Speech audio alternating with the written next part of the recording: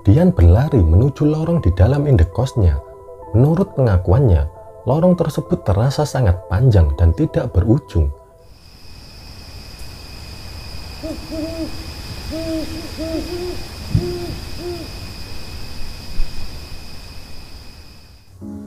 Selamat datang di Buzz Story, cerita waktu malam.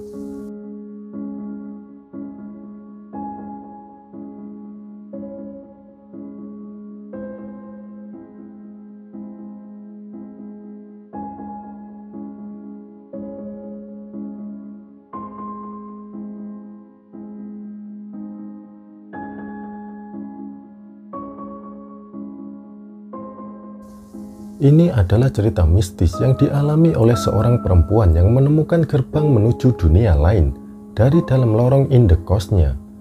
Dian yang berasal dari Sumatera Barat mengaku pernah berada di dunia lain setelah menghuni sebuah indekos yang ternyata memiliki banyak misteri. Cerita ini dialami Dian saat ia masih menjadi seorang mahasiswa. Karena jauhnya tempat kuliah dengan rumahnya, membuat ia harus tinggal di sebuah indekos. Bersama sepupunya, ia tinggal di indekos yang terletak di pusat kota. Indekos tersebut memiliki fasilitas yang memadai, kebersihannya terjaga, serta harganya yang murah.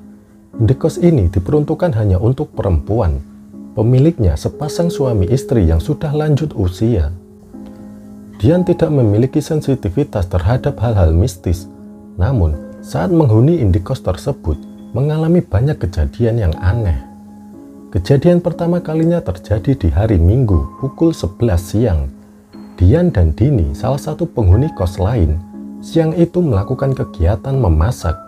Setelah masakan siap, keduanya tidak langsung memakannya, melainkan mereka beranjak ke kamar Dini untuk tidur. Tiba-tiba, Dian terbangun, lalu melanjutkan aktivitasnya yang sempat tertunda tanpa membangunkan Dini. Ia mencuci pakaian, menjemur, hingga berinteraksi dengan penghuni kos lainnya. Dirasa lapar, ia pun hendak membangunkan Dini di kamarnya. Namun, betapa terkejutnya ia saat membuka pintu kamar Dini. Dian menemukan dirinya masih terlelap tidur di sebelah Dini. Dian yang kebingungan dan panik, akhirnya pingsan tak sadarkan diri di depan pintu kamar Dini. Saat terbangun kembali, Dian sudah berada di samping Dini.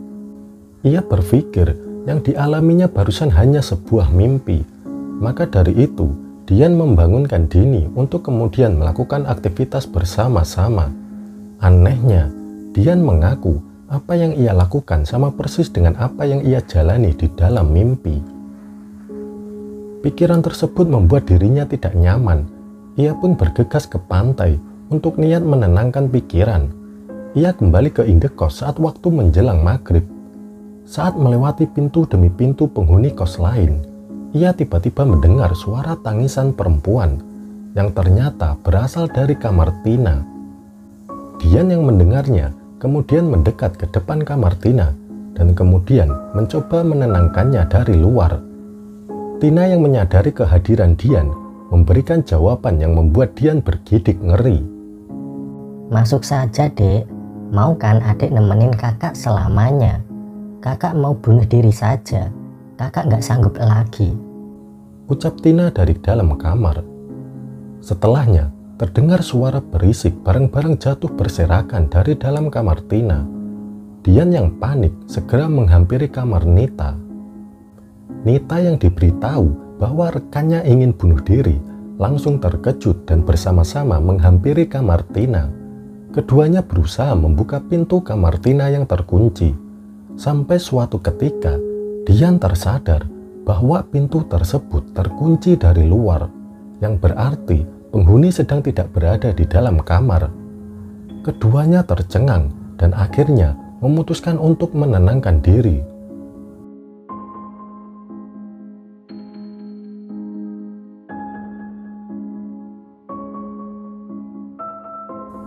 Di malam harinya, masih di hari yang sama, Dian yang tidak bisa tidur kemudian pindah ke kamar sepupunya, Vina. Di dalam kamarnya sudah ada Farah yang ikut tidur juga. Singkat cerita, ketika malam semakin larut, Dian ingin buang air kecil. Kamar mandi yang berada di luar kamar mengharuskan Dian berjalan melewati lorong yang letaknya seperti huruf L. Saat hendak berbelok di ujung lorong, betapa terkejutnya ia saat menemukan bahwa suasana indekos tiba-tiba terdapat akar-akar yang besar. Dian yang terkejut berniat tidak melanjutkan perjalanannya. Namun, karena sudah kebelet, ia pun melanjutkan perjalanan menuju toilet tanpa menghiraukan suasana lorong yang ditumbuhi akar. Keterkejutan Dian tidak berakhir di situ.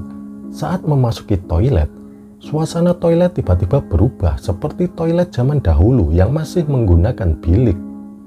Dian yang kebelet tidak menghiraukannya dan segera menuntaskan hajatnya. Saat keluar dari toilet, ia menemukan bahwa suasana kos yang seharusnya malam hari berubah menjadi sore hari. Bukannya terkejut atau takut, justru ia merasa tenang dan bahagia akan suasana tersebut.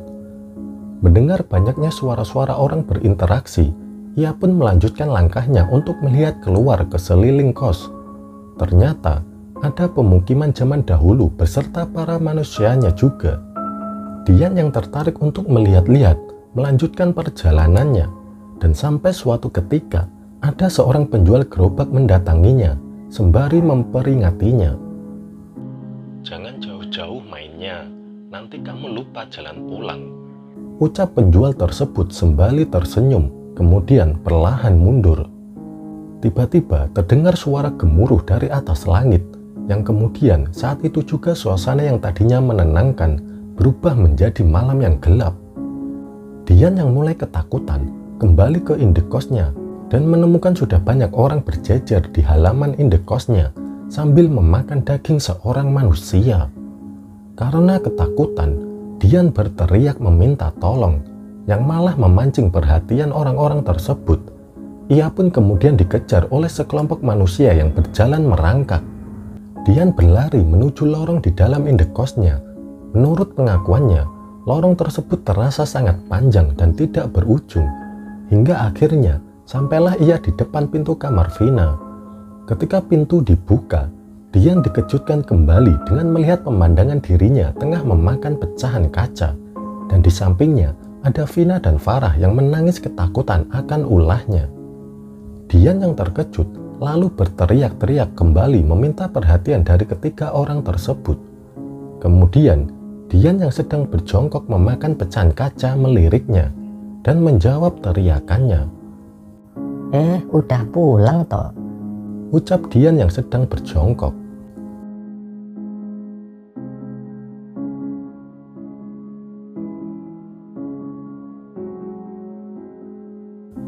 Singkat cerita, Dian kemudian terbangun dan di sekelilingnya sudah ada ustadz beserta pemilik indekos dan penghuni lainnya. Akhirnya, ia direkomendasikan untuk menjalani ruqyah. Mendapat suruhan tersebut, ia memutuskan kembali ke kampung halamannya dan berencana melakukan ruqyah didampingi orang tuanya. Ternyata, saat ia kembali ke rumahnya, kehidupannya tidak mengalami keanehan yang membuatnya tidak jadi mendapat ruqyah. Karena dirasa sudah tidak merasakan gangguan apapun, ia memutuskan untuk kembali ke indekosnya setelah seminggu berada di rumahnya sendiri. Malam itu, Dian tertidur bersama ibu dan adiknya. Hingga suatu ketika, ibu Dian terbangun dan menyadari Dian telah hilang. Dian hilang bak ditelan bumi. Anehnya, pintu rumah beserta gerbang masih terkunci dari dalam. Semua penghuni rumah dibangunkan untuk mencari, namun tetap hasilnya nihil. Keluarganya pun memutuskan melakukan pencarian di luar rumah, dibantu oleh warga setempat. Karena tak kunjung ditemukan, pencarian pun direncanakan untuk dilanjutkan keesokan harinya. Namun tiba-tiba datang seorang marbot masjid yang memberitahu bahwa ia mendengar samar-samar suara seorang perempuan meminta pertolongan dari samping sungai yang berada di sebelah masjid.